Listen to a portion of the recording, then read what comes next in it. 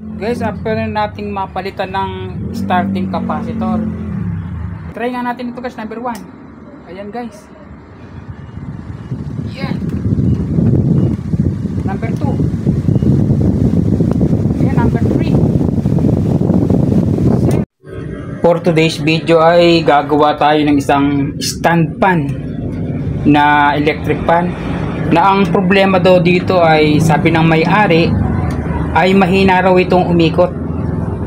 So itry nga natin itong paandarin guys. Ito ay sasaksak ko na dito sa power cord. Ayan guys ngayon ang selector switch niya nasa likod. Nasa likod ang selector switch, kaya pihitin na natin guys. Ayan guys, ayaw umikot guys, umuugong lang. Baklasin ko nga ito kung ano problema. Baklasin nga natin ito guys. Yan, kung ano problema nito at bakit parang nagbabibrate lang siya, ayaw siyang umikot. Yan, ayaw siyang umikot guys. Malambot naman yung kanyang LC oh. Malambot oh. So try ko ngang pihitin. Yung guys oh, nung pinaikot ko siya, umikot siya oh. Lagay ko nga sa number 2, number 3. Yan, yung pinakamalakas na niya guys yan no.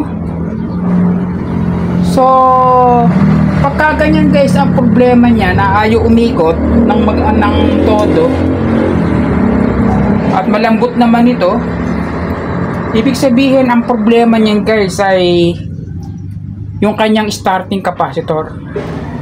So bunutin ko muna ito guys. Yan, bunutin muna natin at tingnan natin guys itong kanyang starting capacitor dito guys sa likod niya.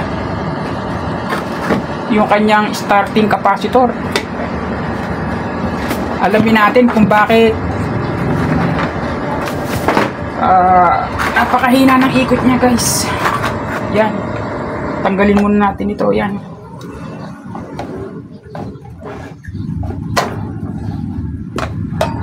tanggalin natin muna natin ito at tingnan natin yung kanyang starting capacitor at subukan natin itong palitan guys.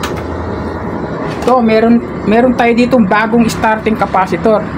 Yan oh, na ang kanyang value ay 1.5 microfarad. Itatry natin guys ang ikabit guys, kung yan ba ang magiging sanhi bakit ayaw niyang umikot. Ayaw niyang umikot guys.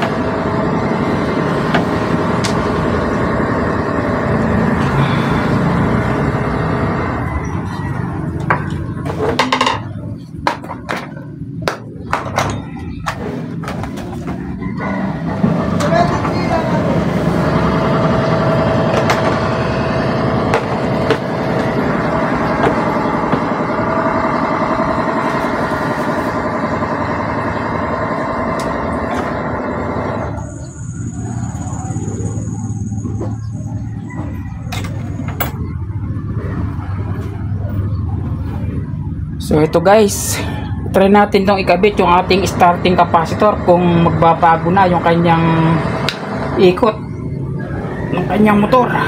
Yan guys.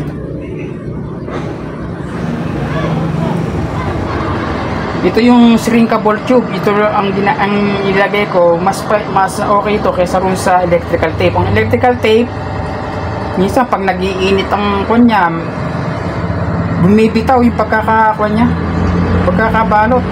Samantalang itong kanyang shrinkable tube, napakaganda niyan guys.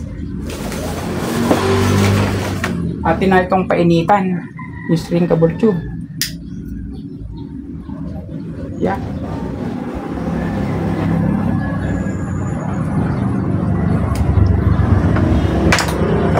After natin itong mailagay, testingan nga natin ito ngayon guys,